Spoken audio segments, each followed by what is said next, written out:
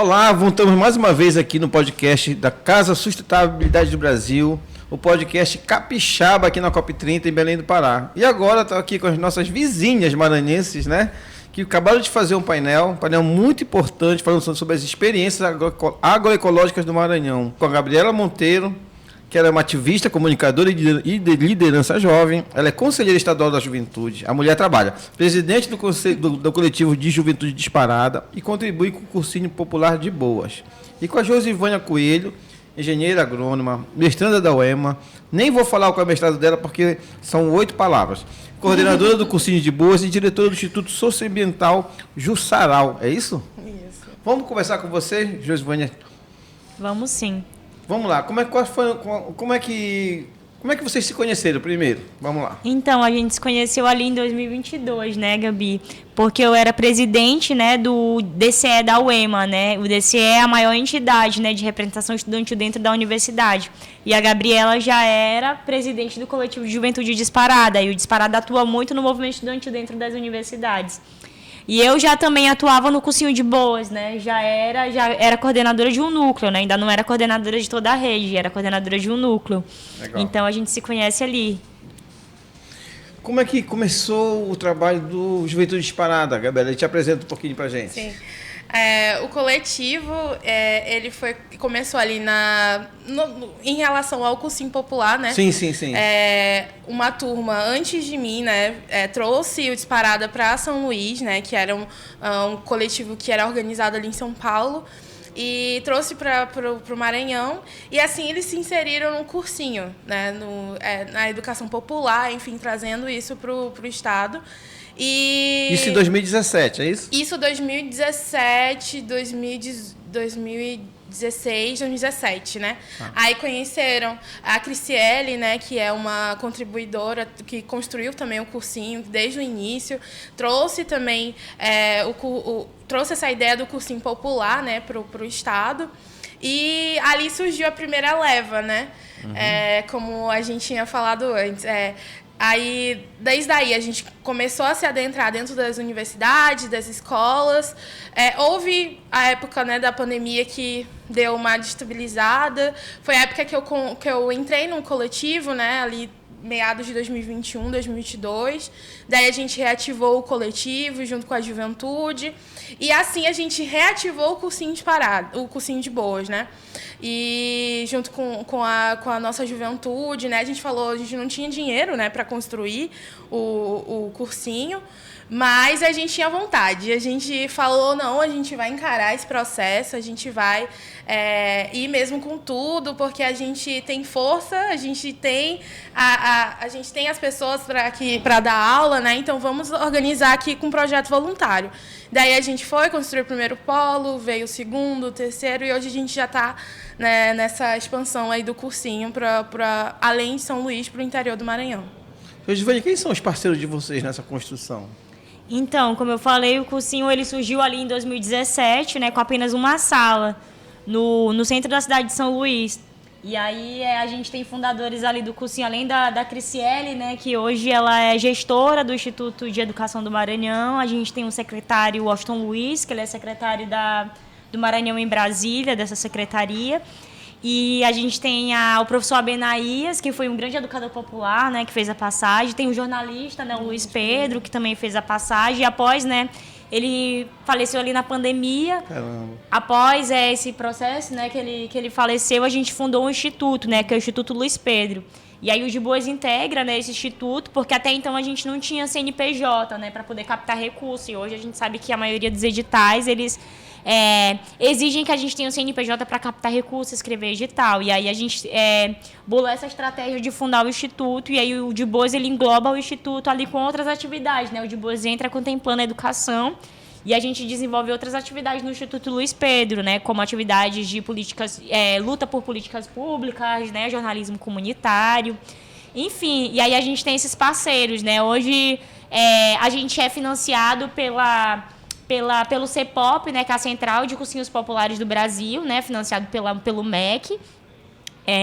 A gente também é financiado pela Fundação Tid Setúbal, que é uma fundação ali em São Paulo, e ele financia outras organizações de periferias do Brasil. A gente tem parceria com a Confluência das Favelas, que é um movimento nacional, né, que eu sou comitê gestor, que hoje está atuando com o Instituto Decodifica também, que também é um parceiro do De Boas. Aí a gente tem parceria da SESI, como a Gabi falou na nossa mesa ainda há pouco, eles financiaram o nosso encontro do De Boas pelo Clima. E com o governo do estado, né, do Maranhão, os nossos parceiros, a gente fala que são muitas organizações de ensino, né, do Maranhão. A gente tem núcleos do cursinho. Vocês estão praticamente em todas as grandes instituições do Maranhão, né? na UEMA, na UFMA, no IFMA e no IEMA. Gabriela, quantos núcleos são e quantos estudantes vocês têm dentro desse universo do trabalho de vocês? Então, a gente tem mais de 1.200 alunos, né, já matriculados, inseridos no cursinho. A gente hoje tem 6 núcleos, né, ativos. A gente tem todo o Maranhão? Como é que é isso? Isso, é em todo o Maranhão. A gente tem 4 na região de São Luís metropolitana, né, que é ali na Ilhinha, na UEMA, né, que é na cidade operária, em Passo do Lumiar, e tem um online, né, que é do IFMA, é o polo do IFMA, que também traz essas pessoas, né, que não tem como ir no presencial, mas tem o online também. Aí também a gente tem, fora da ilha, né, a gente já tem em Santo Inês, um espaço também em Viana, e em Chapadinha e em Icatu. Esses são os polos que a gente já tem ativos, que atuam, né, diariamente com a educação popular. Josivânia, qual é o resultado disso? Vocês têm essa mensuração de quanto vocês conseguem que esses alunos passem no vestibular? Não precisa passar no primeiro ano, no segundo ano. Vocês têm essa métrica?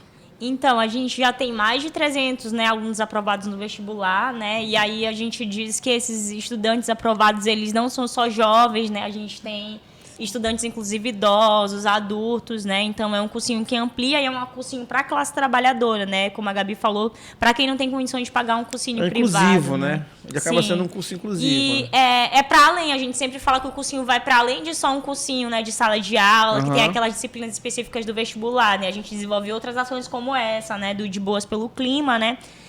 Atividades de formação, uma rede de arte, cultura e educação popular, né? Hoje, Uma das nossas principais frentes são os cursinhos, mas a gente desenvolve outras tarefas, né? Aproveitando esse público, trazendo formação política, pedagógica, ambiental, enfim.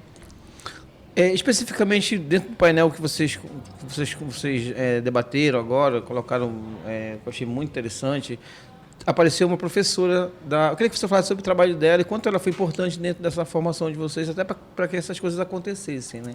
Maravilha. A professora Zulene, ela atua nesses 2 projetos que a gente apresentou na mesa, né? Tanto do MDA, né, que é o projeto de agricultura urbana no Maranhão, e a professora Zulene é a coordenadora desse programa. E aí o Cursinho de Boas também é um dos parceiros desse programa. E ela também é a nossa orientadora ali na universidade, né? Nós somos estudantes da UEMA, e aí para a gente ter um projeto dentro da universidade, a gente precisa de um orientador, né? Um professor para poder fazer aquela condução junto à instituição. E a professora Zulene foi a professora que a gente fez o convite, né? Que aceitou e está com a gente até hoje, né? Então, ela é tipo uma madrinha de vocês? A madrinha do cursinho, a mãe do cursinho ali na UEMA. E ela contribui muito nesse processo formativo, né? Ela é doutora, né, em políticas públicas, então ela contribui muito com a gente nesse sentido, né? Além de... a gente aprovou já 2 projetos, né, de extensão pela UEMA com o Cursinho de Boas. Sim. Então, ela é uma espécie de mãe do Cursinho de Boas, contribui muito nesse nosso processo, né? Esse projeto do MDA da agricultura urbana também foi uma grande contribuição assim do Maranhão, né? A gente foi procurado pelo Ministério do Desenvolvimento Agrário porque a gente tem uma incubadora, né, de economia solidária lá na UEMA, que a professora Zulene coordena.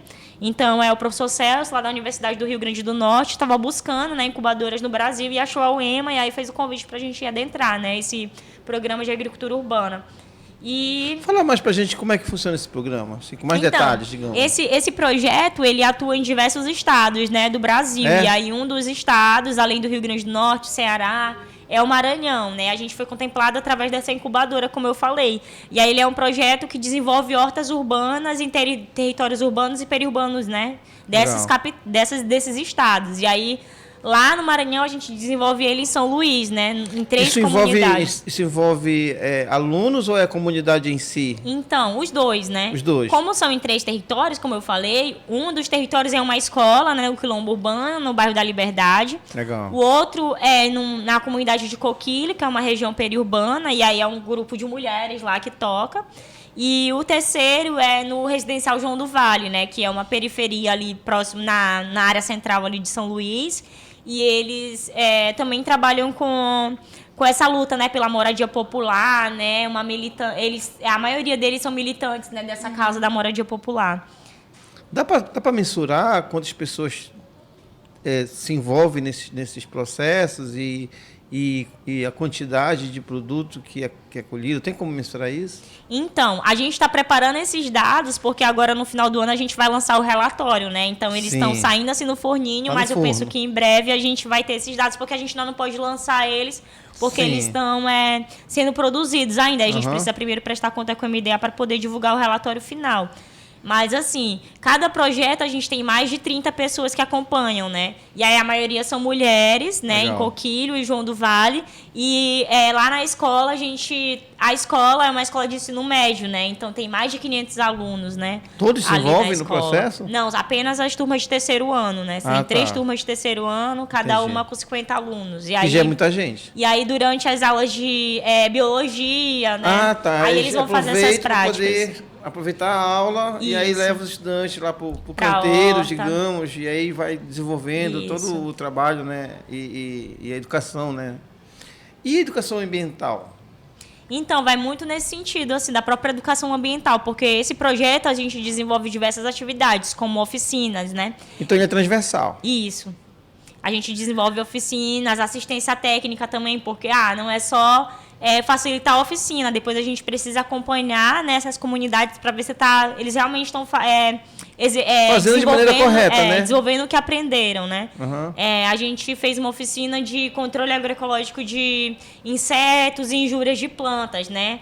E depois a gente precisou acompanhar para ver se eles estavam aplicando na dosagem certa. Né? A gente fez uma oficina de compostagem, depois a gente precisou acompanhar se aquela compostagem estava sendo...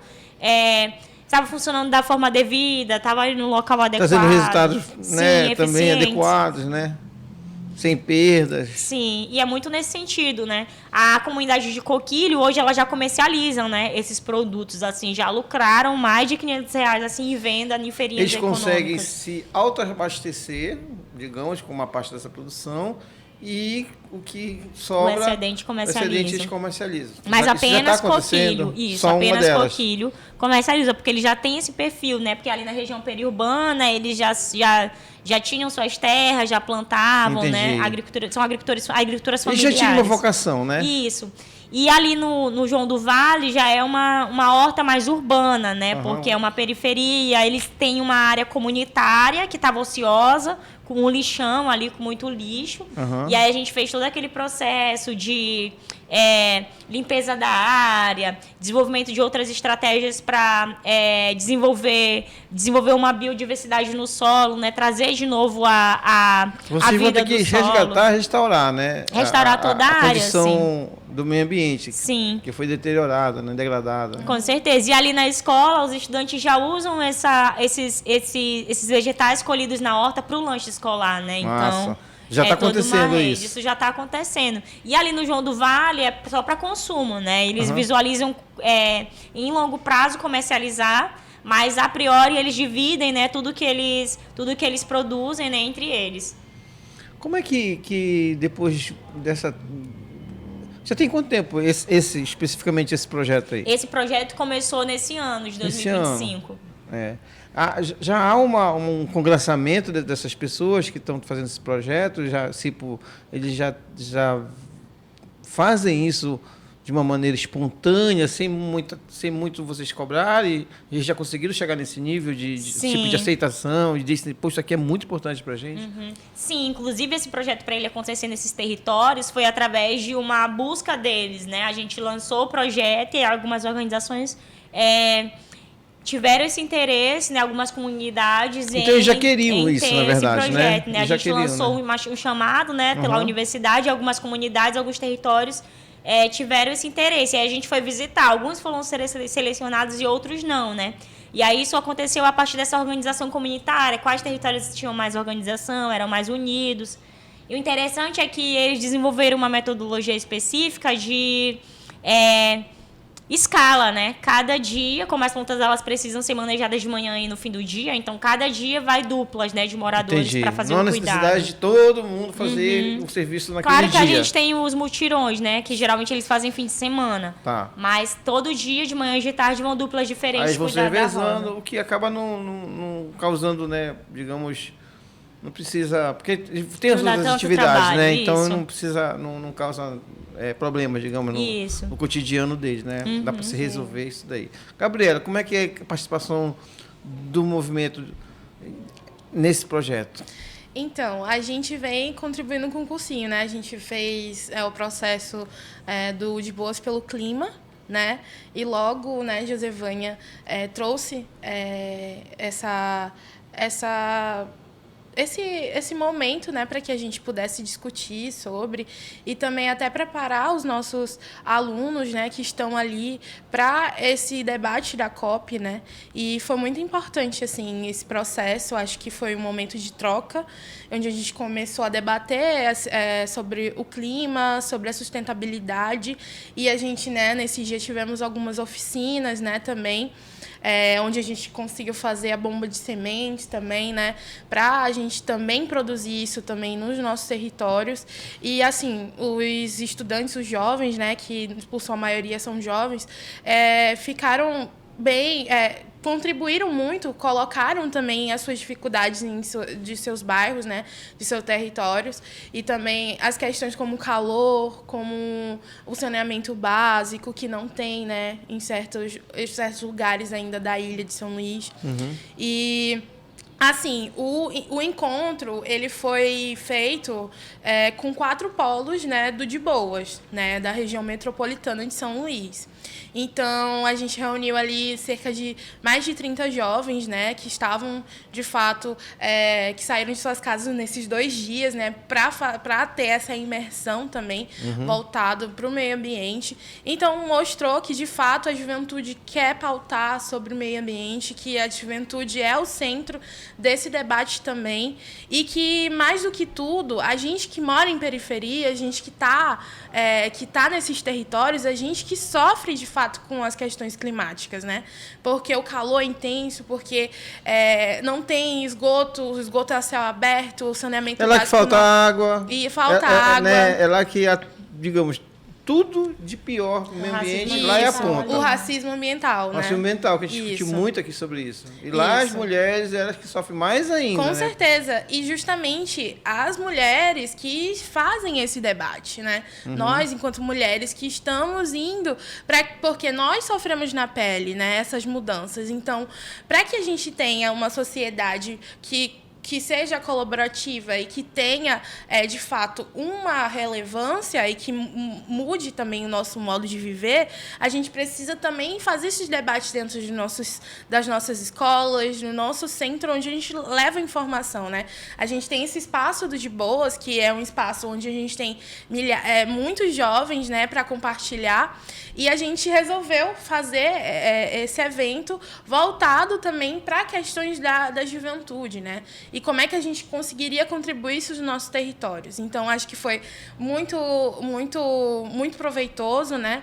Toda essa troca de ideias, esses relatos também que a gente conseguiu contribuir e também ajudar, né? Porque teve as oficinas também, teve várias rodas de conversa e isso fortaleceu muito, né? Nesses 2 dias. Eu acho que também a iniciativa, né, da SESI, que ajudou também nesse processo, né, da construção do evento, foi importante o incentivo, né? Então, por isso aqui a gente fala da importância do incentivo, né, em construir esses espaços, né? Porque a gente às vezes precisa só do impulsionamento para que as coisas possam ser feitas, e eu acho que esse momento foi enriquecedor, né, para todos nós. Legal. Josivânia, quais são as tuas expressões da COP, né? A gente já está quase com uma semana de COP, né? Mas assim, a primeira parte já foi meio que vencida, foi ótimo, porque já conseguiram pautar logo o case e o discutir, né, e tomar providências. Hoje nós vivemos esses 2 dias muita manifestação, que é muito importante também, acredito, né, para que a gente dê vazão e voz aos territórios, né, aos indígenas, aos quilombolas, enfim. Qual é a tua impressão agora? Eu fico bem feliz da gente ter recebido essa COP no Brasil, né? Eu acho que foi importantíssimo, assim, para o nosso território, inclusive trazer essa COP para esse território aqui de Belém, né? Sim. Que também é muito próximo do nosso estado do Maranhão. Então, assim, foi um grande presente para a gente, ao mesmo tempo foi um grande desafio, né? É a nossa primeira COP, né, que a gente participa. Então, a gente leva, assim, na bagagem muitas expectativas, assim, inclusive a renovação desses projetos, dessas experiências agroecológicas no Maranhão. A gente lançou, junto com a Confluência das Favelas, a cartilha do Beabá da COP. Então, eu acho que foi uma experiência bem interessante, onde a gente participou na Casa Preta, né, lá em Outeiro, do lançamento, e a gente saiu com o compromisso de levar essa cartilha para escolas do Maranhão, inclusive para as nossas salas do cursinho de boas lá no Maranhão. Então, eu acho que a gente sai da COP com esse desafio, assim, né? Pós-COP, o que a gente vai fazer, né? Então, eu acho que esse é um importante passo. Como a professora Zulene falou, a renovação desses projetos, né? Dessa experiência agroecológica ali no Maranhão, do projeto do MDA, né? Para mais um ano. A expansão desse projeto, eu acho que também fica a nossa cobrança, assim, para outros estados, para além, né? Desses que já são contemplados esse ano. E também a expansão para outros territórios, né, nesse espaço onde eles já acontecem. Também lancei para a Gabi o desafio da gente desenvolver ano que vem, um outro encontro do De Boas pelo Clima. Talvez não mais com esse tema, né, da COP30, Sim. mas com um outro tema, né, com essa pegada ambiental que está bem alta, ondas de calor, racismo ambiental, alguma coisa nesse sentido. Eu acho que vale muito a pena. Mas eu saio da COP bem feliz. E, ao mesmo tempo, eu faço uma crítica construtiva, né, para que essa COP, para que as próximas COPs também sejam mais participativas, né, e que elas tragam esse processo educativo, inclusive, para a população, assim, né, o que é a COP, né, muitas pessoas, assim, a gente conversava sobre COP, o pessoal achava que era Copa, né, que era jogo de futebol. Sim. Então, eu acho que a gente precisa iniciar esse processo educativo, assim, essa é mais uma crítica construtiva, assim, que eu faço. A gente precisa iniciar esse processo educativo, assim, sobre a COP, né, a importância desses espaços para o Brasil, não só para o Brasil, mas para o mundo. Eu acho que é interessante. Mas eu saio, assim, bem feliz, né? Eu acho que foi um espaço legal. A gente fez muitos contatos legais, Imagino, assim, né? com outras organizações filantrópicas. Fizemos muitos contatos com outros jovens de outros estados aí. Então, eu acho que a gente tem a promessa de expandir o De Boas à rede nacional através desses contatos. E também a articulação de outras possibilidades, né? A gente também trocou figurinhas com movimentos sociais, o MAN, o MAB, o MST, né? Então, eu acho que eu saio da COP, assim, bem feliz, né? Cheia de cartão aí para trocar, né? Cheia de figurinha, assim, que eu troquei com o pessoal. Eu saio bem feliz e com a tarefa de dever cumprido, assim, né? A gente estava nessa perspectiva de servir mesmo, né? No momento, eu estava só ajudando na produção de projetos, construindo. E depois a gente viu essa necessidade da gente vir, porque tinha muita coisa legal pra gente discutir aqui. Ainda bem que a gente veio, então eu saio bem feliz, né, e bem animada. E com essa vontade de justiça, né, para que as próximas COPs sejam mais participativas, né, para que a gente mais resolutivas também, isso, né? Para que a gente tenha mais essa presença, inclusive dos povos indígenas, né, inclusive na Blue Zone, né, nesses espaços em que eles não tinham acesso, né, os movimentos sociais. Eu acho que a Cúpula dos Povos também foi uma articulação muito importante, né? Então é isso. Legal. E você, Gabriela? Eu acho que Josevanha falou basicamente tudo, né? Josevanha, não deixou nada pra mim falar.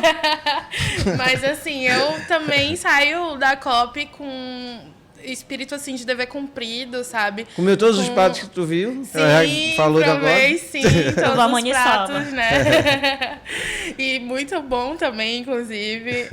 Eu acho que esse espaço da COP ser em Belém foi, assim, incrível. Deu uma visibilidade também que o Estado precisava e que a cidade, né? Então, a gente fica muito feliz de ter participado. Josefinha falou que a gente estava nesse impasse, se vinha ou se não vinha. A gente veio, a gente segue de dever cumprido. E eu acho que trazer o Maranhão para esse espaço também de visibilidade é muito importante. Porque o Maranhão ainda, né, ser um estado que ainda é esquecido também algumas vezes.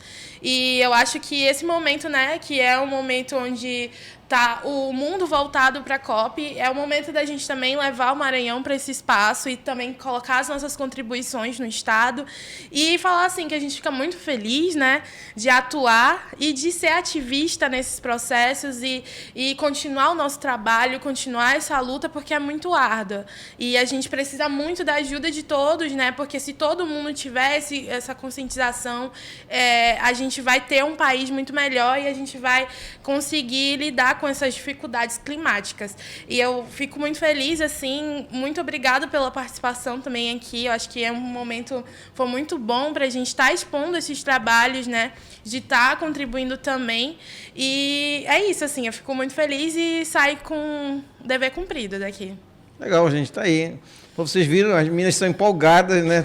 Com o resultado, case de sucesso no Maranhão. Fiquei apaixonado por esse projeto, quero conhecer esse projeto. Inclusive, precisamos trazer para Belém, né? Exato, vamos conectar com o pessoal de Belém para trazer para cá. Sim. E estamos encerrando aqui mais um podcast, ok? E até o próximo.